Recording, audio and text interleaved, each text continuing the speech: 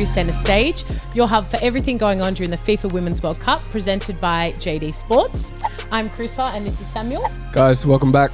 We have Emma ILIOJSKI, of course, with us today.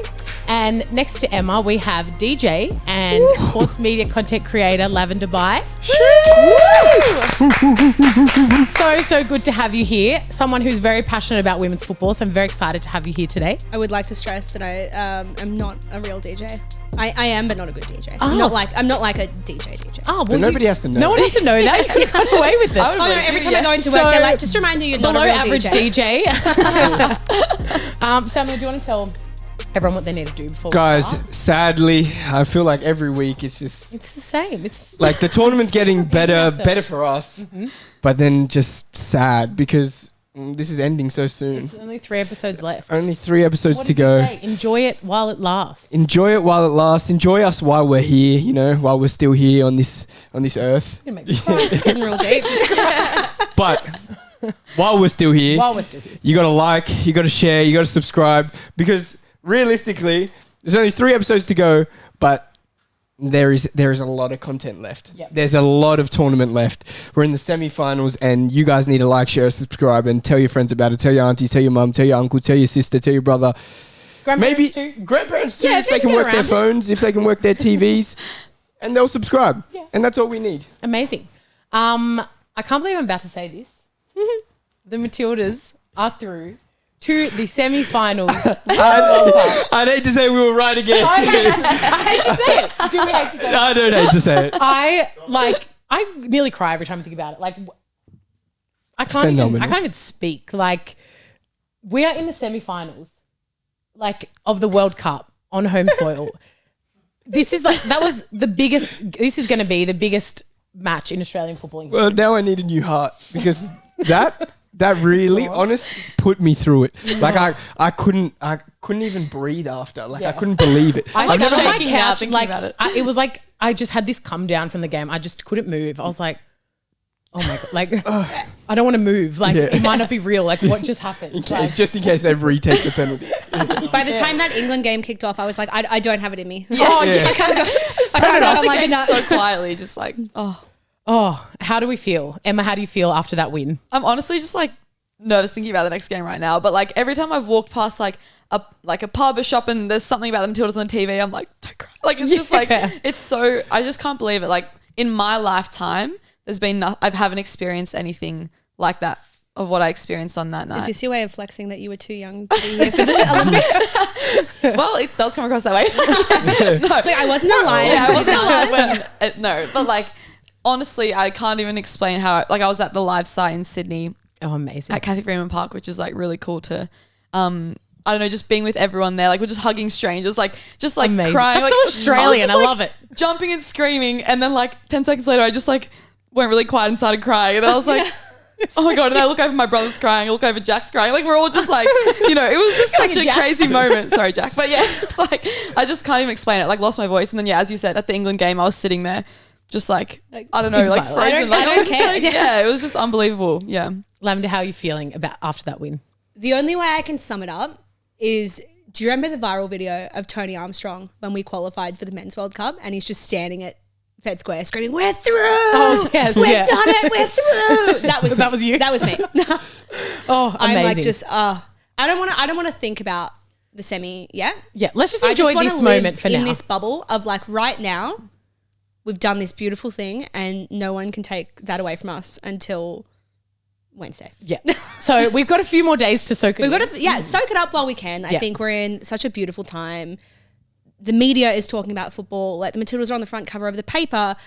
News bulletins about them. It's the first time in a very long time that it feels like the whole media is focusing on football. Yeah. Like, we had it with the Men's World Cup, but then it immediately went sour again. This is just that time where like people that don't care about football are yelling from the rooftops, and That's it's what the I love. women. People are like, I've never watched a game in my life, but I love these. Like, go the Matildas. My mum is like, has staunchly been anti-sport, anti-football forever. Is obsessed with the Matildas now. Obsessed with the Women's World Cup. She's watched every game. She's so on board with it, and that's what I love to see is people that weren't football people. It's really cool to see as well. Like, at Melbourne at the AFL, like they had the game on the big screen. They delayed the news. They delayed all this stuff, like so everyone could be there and watch the Matildas. It's not even just the win and the fact that we've made the semi-final. It is such a special time. The fact that it's here in Australia and they are just putting on a show. They're making it through. Like, it's just incredible to witness this. You know, it's indescribable. Yeah, you know what I think is crazy? I think there's such a fine line between, especially for the Matildas this tournament, between disappointment, like complete like failure, and then being the biggest success that we've seen in Australia for a long time. I feel as though they lose this game and everyone's going far out, like it's a disappointment, home soil, like we couldn't get it done, couldn't get to the semi-finals, but here we are sitting here and it's just like complete joy. I think that's one of the craziest things. And I think we've opened the floodgates now. Like, I know a lot of people have said if we don't win it, it's a failure. Like if we don't win the whole thing, because we can. Yeah. But I think now, outside of football, you look at the media, you look at the general population, you look at like Craig Foster basically threatening every politician going, I've kept receipts of who said that they're supporting this, and if you don't fund football, I'm coming for you. Mm-hmm. No offense to you. He didn't actually threaten anyone. Please don't sue me, Craig Foster. But people are caring, and I don't think, even if we lose, I don't think we can turn off. The momentum will slow a bit if we don't win the whole thing. But people care about football. We've yelled about it enough. And I think we've opened the floodgates for football to be really good in Australia. It's now just making sure it's affordable for kids and kids aren't being forced to fork out $2,000 a season to play junior football. A-League gets involved, NPL gets involved. If we do all those things right, I think we are on the precipice of a really good time for football. Absolutely. Now let's speak about the game for a bit. I think thinking back to the group games and some of our performances, I'm like, I don't want to how are we going to compete with the big teams? How are we going to compete with the big teams? But excuse me, the Matildas have risen to every occasion. The way that we played against France, I like amazing. And like, there's so many positives to take from the game. It's 3 clean sheets in a row now. Our back line was phenomenal. Our forward line was phenomenal. I think our midfield struggled a little bit. They couldn't really run with the ball like that, like we could in previous games. France obviously being very quick and that, but that was such a courageous performance, and we held on to the end, and the composure of some of those players in the shootout. Mackenzie Arnold coming amazing. Back when she took the pen and missed it. Yeah, we were sitting in the office going, "Oh, that's it." Which, can you imagine? Thank God it didn't happen. Could you imagine how she would feel if she lost the penalty and then conceded one? Yeah, and our entire World Cup dream ended because of her. Yeah, it would have ruined her. But like, after we were like, we're done. See you later. Turn off the TV. And then she saved the next one. And the mentality to be able to do that. I couldn't even watch. And somehow she's done that and then come back. And then Courtney Vine.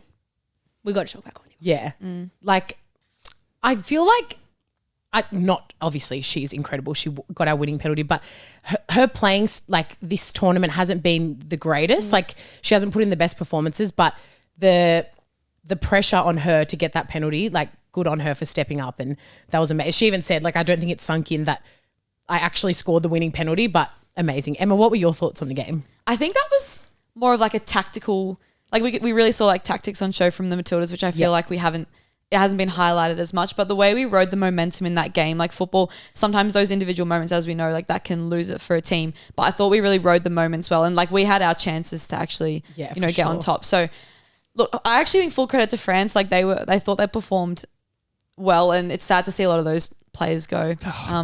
Yeah, I know. Yeah. Sakina, she's my favorite player, man. But like Salma Basha, like she was everywhere. Like I think they can take a lot away from that. Like obviously disappointing because they were going there not expecting, but they want to win the tournament, as does every team now. But I think like in terms of like a quarterfinal or final in the World Cup, this is what you want as a spectator as well. Like it was perfect, and I think those fine margins, like you could see Renard, like the coach, Harvey Renard. Yeah.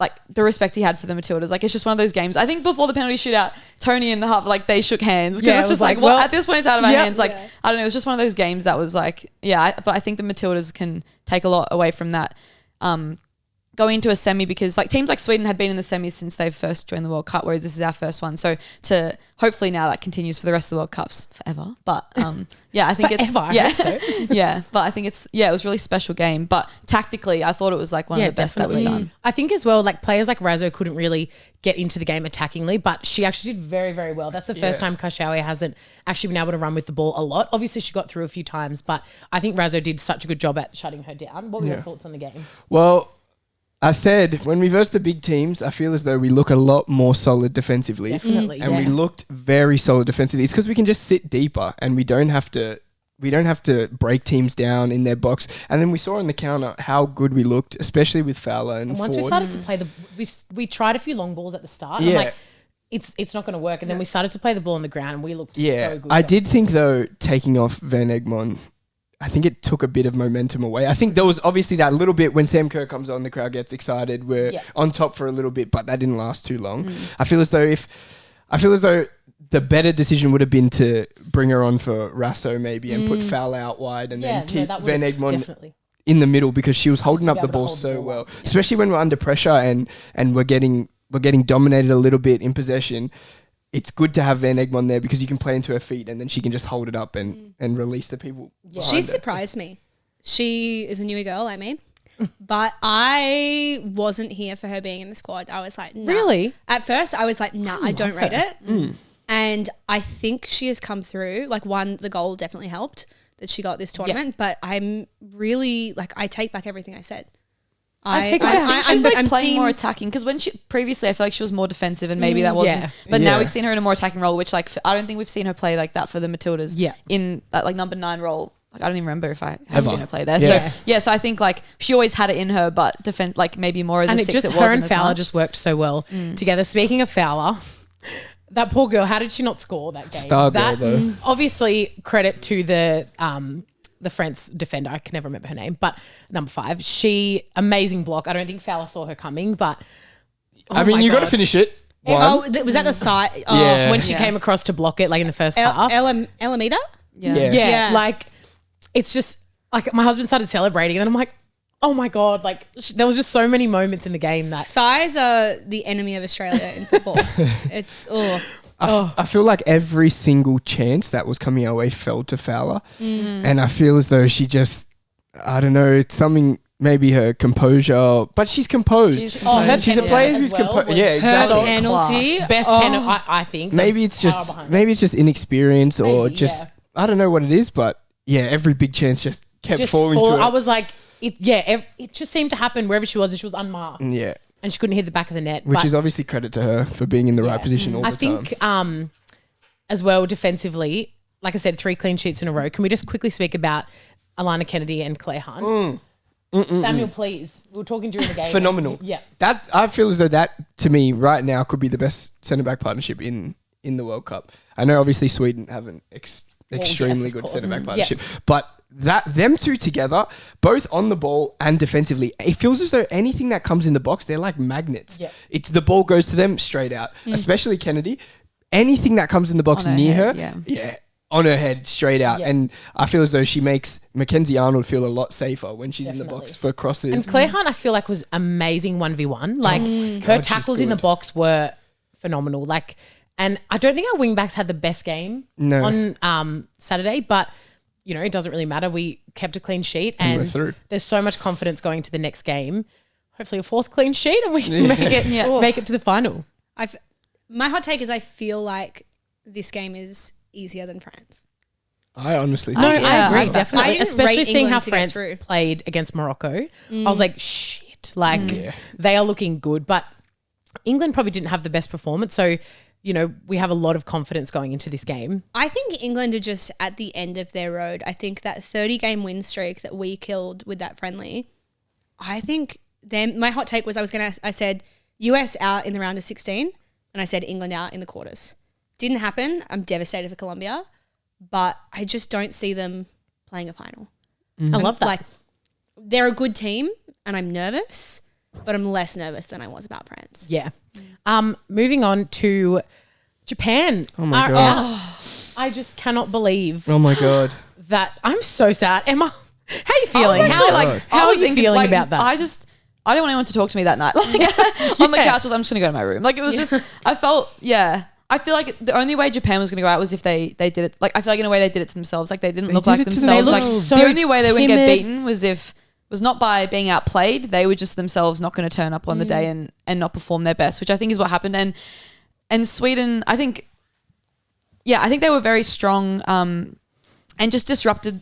Even if they just got a little touch on the ball to disrupt the play, like they wasn't didn't let Japan gain their momentum. They score goals that aren't necessarily beautiful, but they're scrappy. Like whether it's off a set piece or a deflection, but exactly, a goal's a goal. And I think Japan couldn't counteract that. Although they did have their chances and were pushing to the end. But I think overall Sweden deserved to go through that game as much as they had to say. Sure. But they performed well. They didn't get a chance for the first. Yeah, it's like 60 minutes. Or something? Yeah, the first half it's like they couldn't even string two passes together. Every time they tried to get out. I don't know what I was watching. Like it was so deep as well to start the game, and it just felt as though anytime they won the ball back and they tried to go forward, their attackers were so isolated that they couldn't do anything, and they were just giving it away. They got it wrong tactically or what it was, but it was definitely wasn't the Japan we've been seeing. They looked timid. They looked scared. It looked like they couldn't cope with the Sweden attacks. It was just. Yeah, it was really strange. I thought June Endo wasn't starting, which I was a bit surprised about. I thought she'd be one of their best. And they've all been great, but one of their best all tournament. So seeing her not start, and then when she came on, I thought she did really well. So I wonder if it would different if she was from the start. But sure. How do we feel about Sweden's performances this whole tournament? Because they've just knocked out another giant favourite. Killers. I think Sweden. I think it's weird that they've been underestimated. They definitely they're third in the world. They're a good team, and they've always been a good team.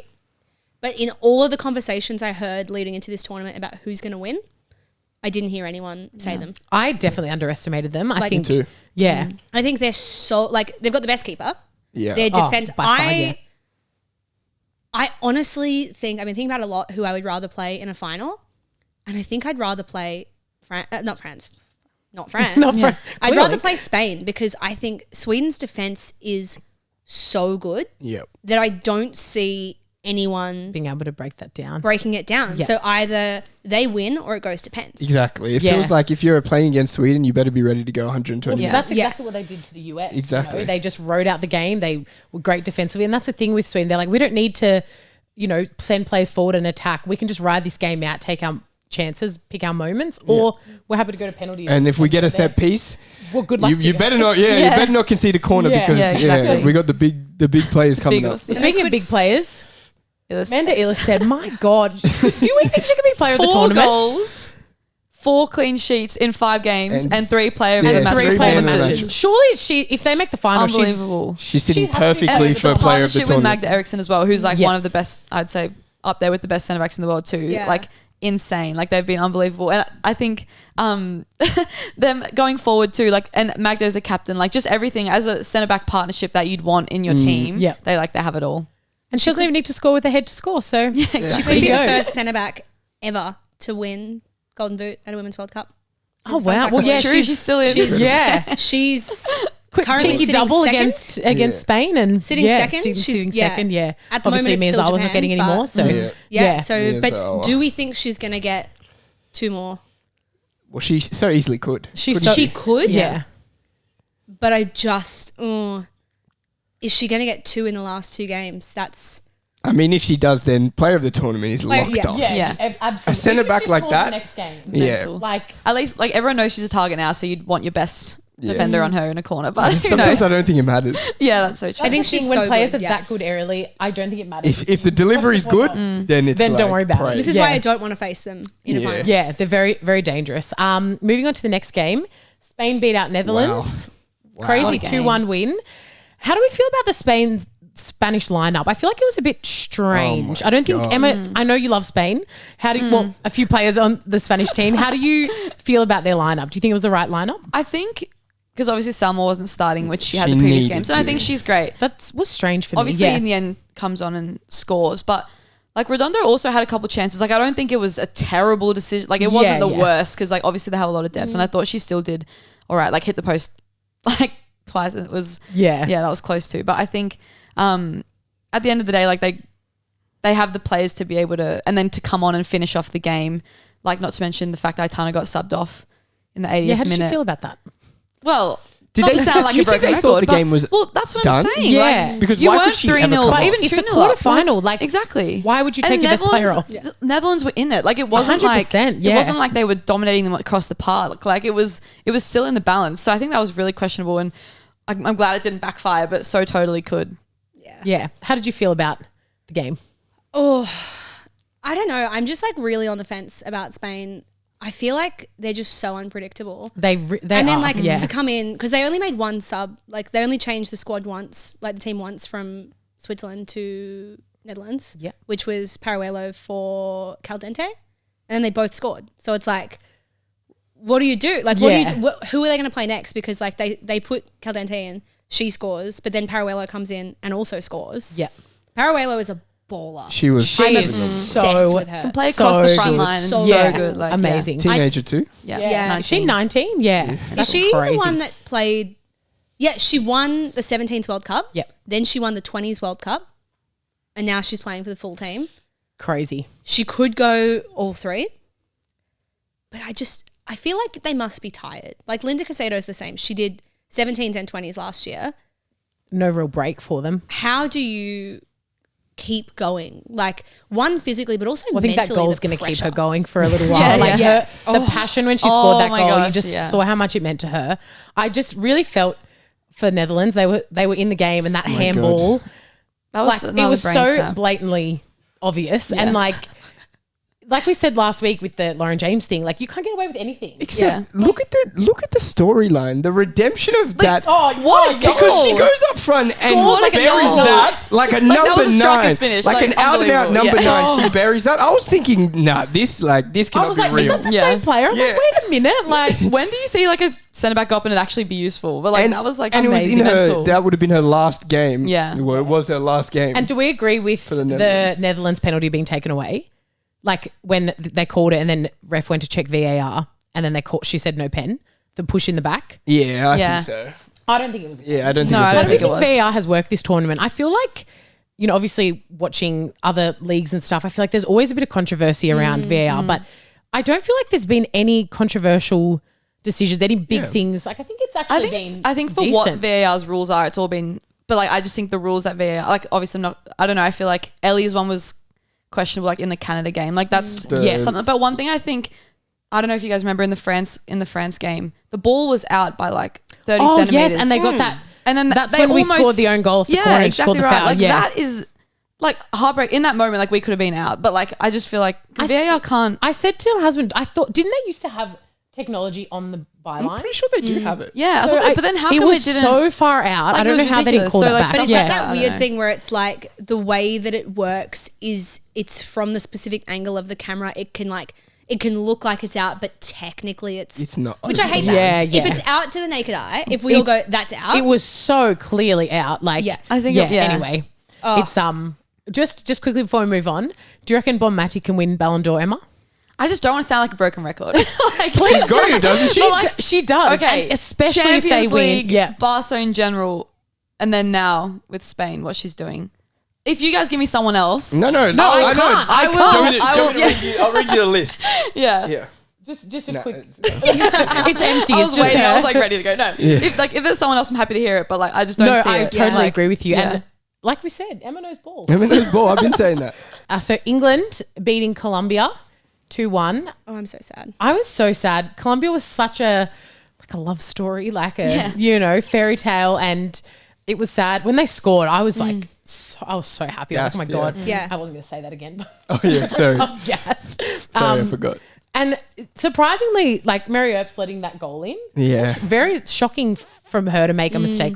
Not that it was a huge mistake, but to let that goal in. How did you think England played, Emma? I think it was maybe not a whole performance, or maybe not the. Oh, I think it'd probably be fitting of the England that we've seen this tournament, but not the England that we've seen previously to the World Cup. Agreed. But I think once again, like they got the win, whether it was scrappy or not. I think Colombia and Areas just got out muscled, and we didn't let them play how they've been playing this tournament, like with tiki-taka and being creative. Like we kind of shut that down physically. I loved the battle between Caicedo and Lucy Bronze. I thought that was really exciting. It was pretty even. Like sometimes Bronze was on skates a little bit, but then other times she just pushed her, like because she's so strong. So I think it was pretty fair. Like the battles were really interesting on the field, like midfield as well. I thought was interesting. because I feel like England's midfield's really attacking as well. Like Kira Walsh obviously is good on the ball and happy to play backwards, but overall it was a lot going forward. I think, sad for Colombia, but England, that's just their team. Like that's just what they do. They just good tournament football team. Yeah. Definitely. Do you agree? Yeah. When Colombia scored, I was like, because I backed them. Yeah, for sure. I was like, Colombia are winning this, and they scored. I was like, it's happening. It's happening. Colombia are gonna defeat the champions of Europe, and then it obviously didn't happen. Yeah. But I don't know. This is what gets me with England. They are not playing good football.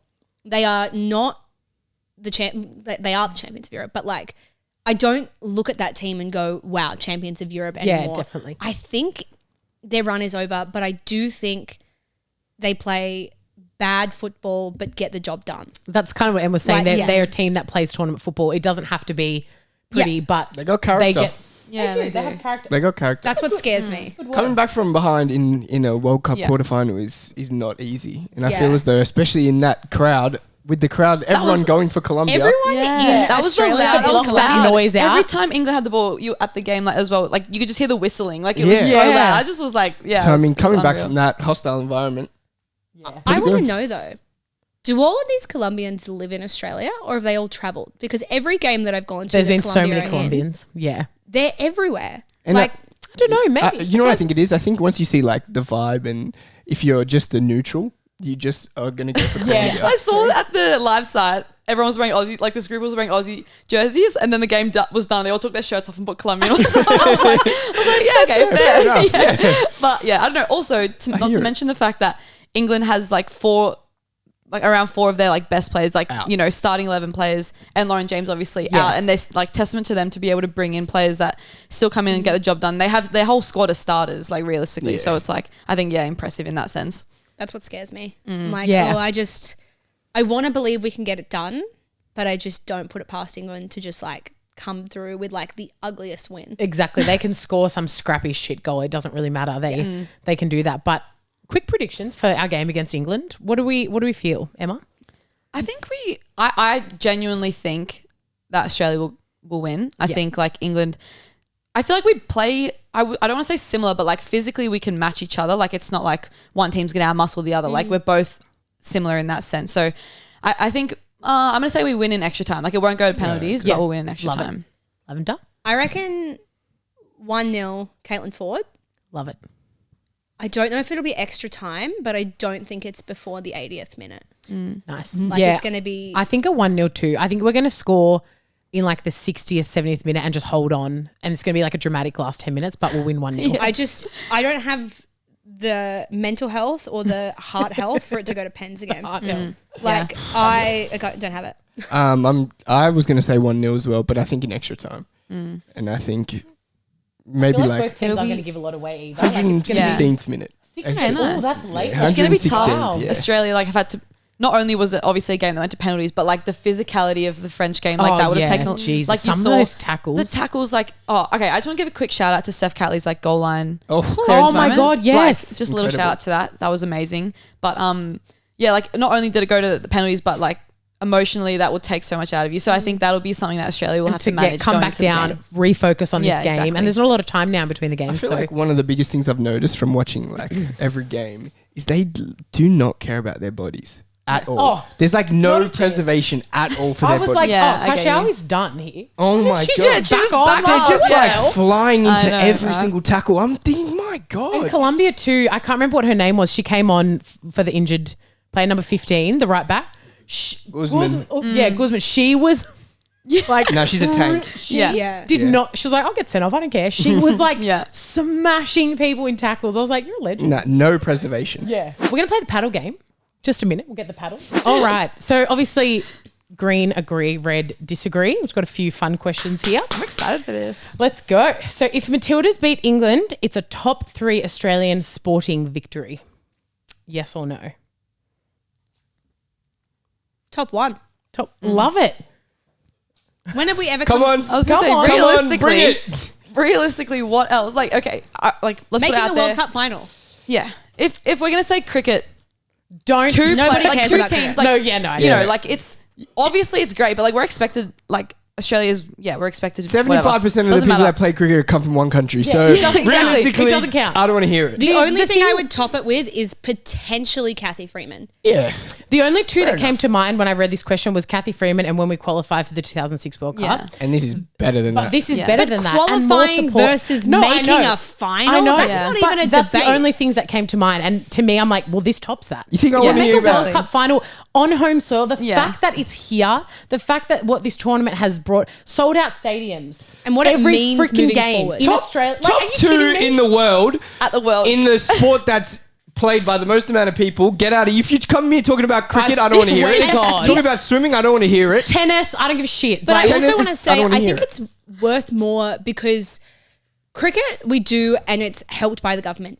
Everything this team and this sport has achieved is done in spite of a massive lack of support from the government, from the bodies that run it, from the general public, from the media. Everything the Matildas have done has been without the support of anyone. yeah. And So look them where getting we're this, at. if we win a World Cup, Preach. everybody will jump on the Yeah. bandwagon, and I'm happy for them to do that. I'm not going to gatekeep football.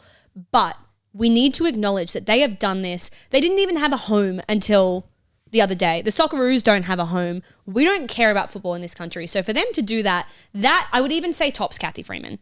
Because the Olympics, we care about the Olympics. Yeah. We cared then. That's the thing. It's not just the win. It's not just getting to the final. It's Everything everything, else it means, that this tournament has done And for in football. Australia? 100%. Come on now. Mental. Get out. Do not come for us. Do not say We- cricket. It's No, not do even it. a debate. Do it. We'll fight you in the comments. We don't care. It's not even a debate. Take off the red side, put it green on both sides. Yeah, 'Cause that facts. is And just do this. straight facts. All right. Next question.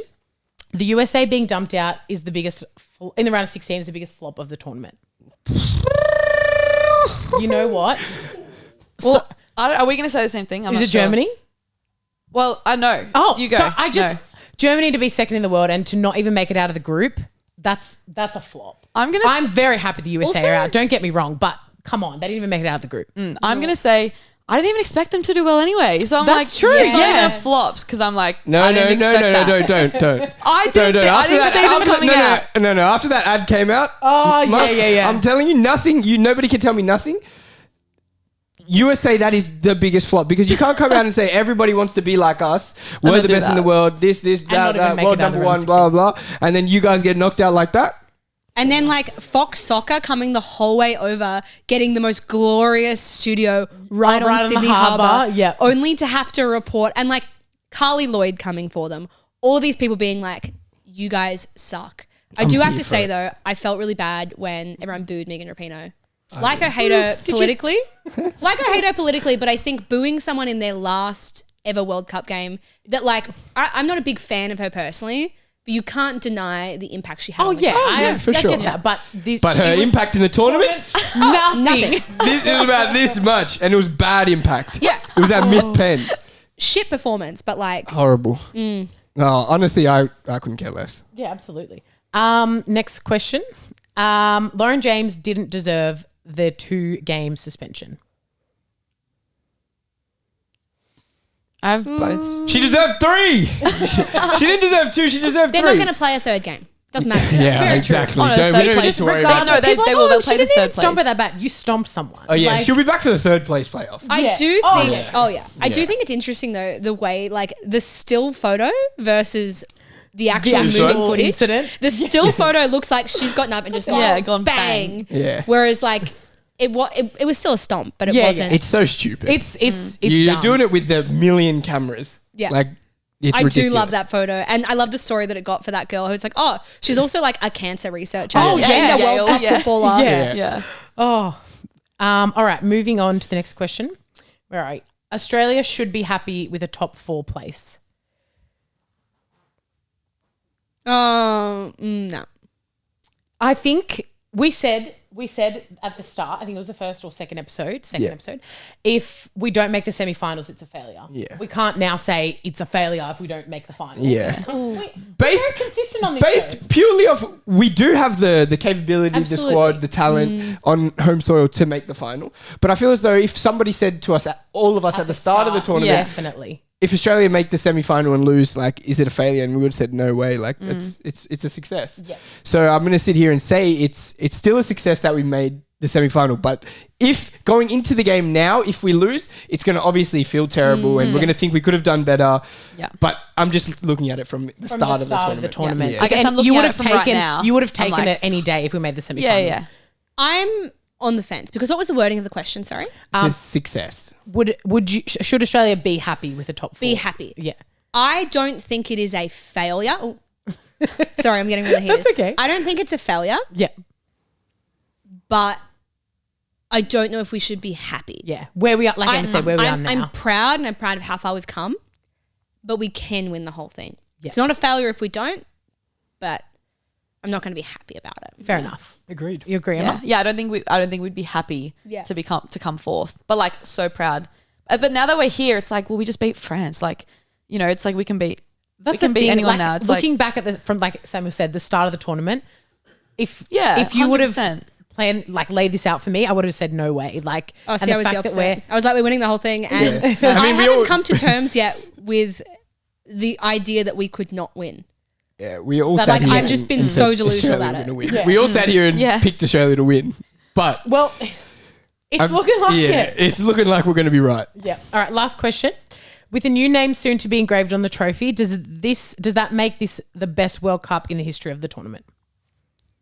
And I don't think it's just because there's a new name. Definitely. Like we've said this whole episode, there is so much that this tournament has done for women's football, for football in Australia, for in the world. Football in the world. Like this tournament has brought so much joy, so much success, so much everything. It's not just because it's going to have a new winner. If it's because of the new winner, I'm no. Yeah. But the tournament itself, like to me, the real standouts are like countries like Haiti. 10 years ago had a devastating earthquake that killed off hundreds of thousands of people. They're not like football is not their top priority right now. And for them to come in and play solidly against teams like England, we've had Jamaica, we've had South Africa, we've had all of these other nations come out and put themselves on the world stage. We've changed the conversation. I saw a really good tweet about it where it was like, we say that there are the strong football nations, the US, lots of European countries, and it's not for lack of talent everywhere else, it's for lack of funding and resources. Yeah. And I think this tournament has put those players on show and gone, there's great football everywhere. We just need to support it. Yeah. Yep. Love that. Definitely. Emma, I was anything just to going add to say, like thinking now into the future World Cups that talk to us be as on a player, Emma. Yeah. Just because we know you're a pro, obviously. You're a professional player. Just have a word to us. Have a word, okay, if you'll listen. No, it's like, I don't know, like I feel like when you have dreams and stuff, you're like, oh, it's hard, like it's too far away. Like, I don't know, depending on what you're doing now, like if you hadn't had the best season or whatnot, I feel like the dreams get reignited. Like you see players like that. When you're young, I'm like, oh, I want to play for the Matildas. And then as you get older, you're kind of like, oh, I don't know, maybe it's not realistic. But then you see things like this happen and you're like, whoa. Like, I don't know. I feel like, not in my case, but just in general around the world, like now the future World Cups that are going to be happening, the standards have been set. Like the facilities that they're going to be training at when they come here, the hotels, the 5-star hotels, like, it's not like there's such a standard now. And the future World Cups, like the sellout crowds, everything, it's like, now we're like, holy crap, this is insane. But then in the future, it's going to be like, going to be the standard. Like, it's, like it's the World so Cup, exciting. Yeah, I think that's the thing with this tournament is like 2019 was good, but I think 2023 is the year that we fully validated women's football. Absolutely. Everyone in the world cares. It's not a thing where there's like people that care about women's football anymore. Yeah. It's like, it's legit. It's valid. It's just football. It is world-class football. Exactly. Yeah. And I think the whole world has seen that. It's no longer women's sport. It's like this is the global game. Absolutely. Agreed. Do you have 3 questions for Lavender before we go? Ooh. Okay, you so ready? These are the this is getting actually really difficult because I'm running out of questions. Yeah. They're getting roguer each time. These are my questions for today. The first one's easy. I wanted to start you off lightly, but a little bit wholesome. What has been your favorite moment of the Women's World Cup so far? Like, what's just been your, like, you'll remember forever? Like, you personally. It could be in your personal life. It could be job-wise. It could be watching. The whole tournament's been very, like, special for me working in football. It was like a year ago that I, like, quit my job to do football full-time. Amazing. And now I'm working World Cup, which is a spin-out. It'd be between us qualifying for the round, us qualifying for the quarterfinal. I was at that game and we were just screaming, crying, and on the flip side, sitting in front of the TV with all of my closest friends watching the Matildas beat France was just something you remember forever. Like the way that like we were like, we have to celebrate, like this is huge, and we all felt it. That for me was just like, I'll remember that. Amazing. Forever. That's amazing. Okay, this one, not even, I mean, who knows what you're going to get. If you had to replace one TV show character from any show in the world, who would you replace like yourself with? Like you go to their life. This is nothing to do with football. Like one TV show character, you get to be them. Yeah. I'm like whose life would you live? I feel like I've got to still go football. Yeah, and I've got to go Ted Lasso. Oh, yeah. She's coaching Richmond. I love it. No, I don't think I would coach. I think okay. I think I would want to be Rebecca. My life plan is that when I get enough money, I will buy the Newcastle Jets. Hell yeah. And probably run them into the ground like everyone else that has bought the Jets has. But that's what I would do. That's amazing. Great answer. I can see you as a Rebecca. Make sure the coach bakes you some shortbread or whatever it is every morning. And the last question. If you were on Amazing Race, which footballer would you pick to be on your team? That's a great question. You're good at this. Like to help you win. Like, the Amazing Race is the travel. Yeah. One, like you got to get to that destination, like do all the challenges. Which footballer, like world footballer, would you pick to be with you and you guys have to win? Like who would you pick that would make you win? So they've got to have good geography skills. Yeah. They're going to be good up here. Mentally strong. Physically strong.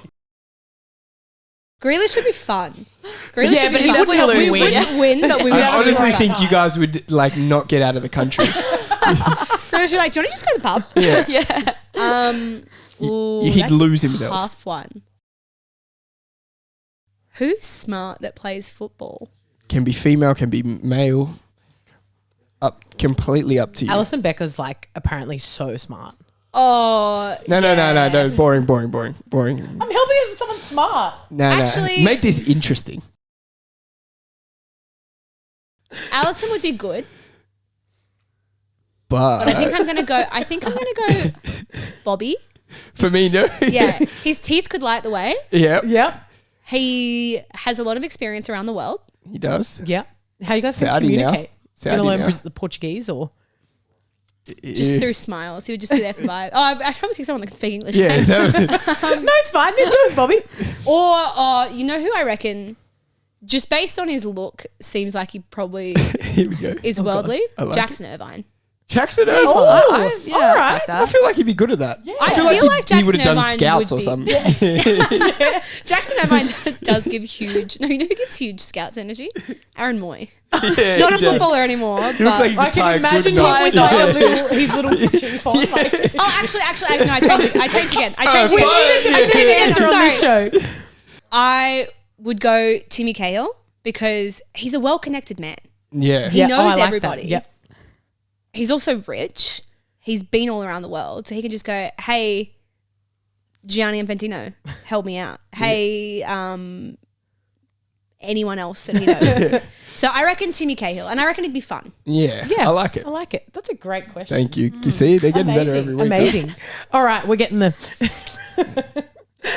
this has been Centre Stage. Only 2 episodes left, so enjoy it while it's here. Thank you to JD Sports. We'll see you at a special location next episode. Woo!